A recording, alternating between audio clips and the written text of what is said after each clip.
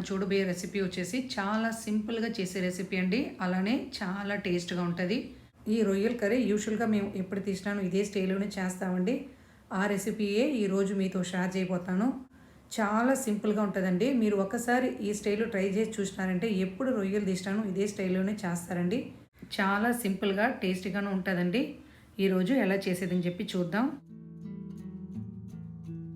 ఈ రొయ్యలు క్వాంటిటీ వచ్చేసి 350 గ్రామ్ అండి. ప్యాన్లో 1 టీ స్పూన్ ఆయిల్ వేసుకోండి. ఇందులో శుభ్రంగా వాష్ చేసుకున్న రొయ్యల్ని యాడ్ చేసుకోండి. ఈ రొయ్యలు సెంటర్లో వచ్చేసి బ్లాక్ కలర్లో నార్లా ఉంటుందండి. శుభ్రంగా తీసేసి బాగా వాష్ చేసి దాని తర్వాత మీరు యాడ్ చేసుకోండి. ప్యాన్లో యాడ్ చేసుకున్నాక లైట్గా కలుపుకొని ఇందులో 1/2 టీ స్పూన్ పసుపు వేసి బాగా కలుపుకోండి. మీరు కలుపుకునేటప్పుడే వాటర్ ఇలా సపరేట్ అవుతుందండి. ఇప్పుడు స్టవ్ ఆఫ్ చేసుకొని రొయ్యల్ని బౌల్లోకి తీసుకోండి.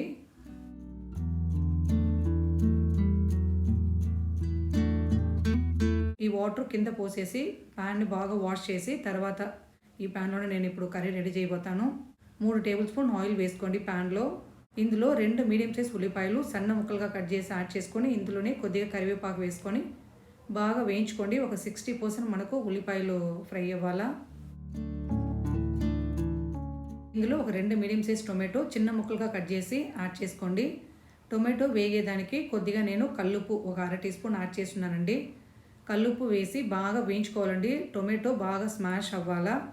లైట్గా ఇలా గరిటతోనే స్మాష్ చేసుకోండి. టొమాటో బాగా మనకు ఫ్రై అయితేనే కర్రీ టేస్ట్ అండి. బాగా వేయించుకున్న తర్వాత టొమాటోను ఇప్పుడు ఇందులో 1 టీ స్పూన్ అల్లం వెల్లుల్లి పేస్ట్ ఫ్రెష్గా గ్రైండ్ చేసిన యాడ్ చేసుకోండి. అల్లం వెల్లుల్లి పేస్టు పచ్చివాసన పోయేలా బాగా వేయించుకున్న తర్వాత మనం ఇప్పుడు రొయ్యలు యాడ్ చేసుకుందాం. రొయ్యలు వేసుకొని ఒక 5 నిమిషాలకు స్టవ్ హై ఫ్లేమ్లో పెట్టి బాగా వేయించుకోండి. 5 నిమిషాలు తాళి స్టవ్ ఫ్లేమ్ తగ్గించి క్లోజ్ చేసేయండి. ఒక 2 నిమిషాలకి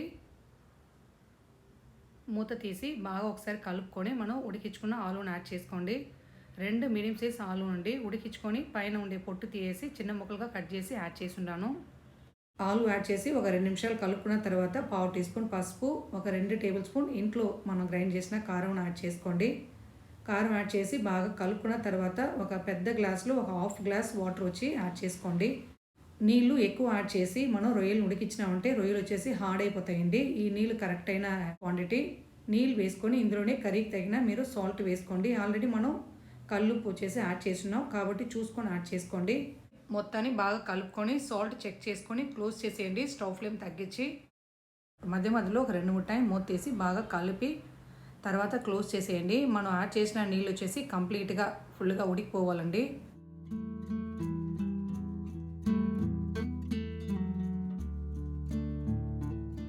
ఈ కన్సిస్టెన్సీలో ఉండాలండి. మనం వేసిన వాటర్ ఫుల్గా తగ్గిపోయినాయి. కర్రీ రెడీ అయిపోయిందండి. ఇందులో సన్నగా తరిగిన కొత్తిమీర వేసుకొని బాగా కలుపుకోండి. టేస్టు సూపర్గా ఉంటుందండి. చేసేది చూసారా నిండా సింపుల్. మనం టొమాటో యాడ్ చేసి బాగా వేయించుకోవాలండి. అదే కర్రీ టేస్టు. ఇప్పుడు బౌల్లోకి తీసుకుందాం. ఈ స్టైల్లో ఒకసారి ఈ రొయ్యల కూర చేసి చూడండి. ఇంట్లో అందరూ ఇష్టపడి తింటారండి. ఒక టైం మీరు ట్రై చేసినారంటే ఎప్పుడు రొయ్యలు తీసినానో ఈ స్టైల్లోనే మిమ్మల్ని చేయమని చెప్తారు. అంత బాగుంటుంది.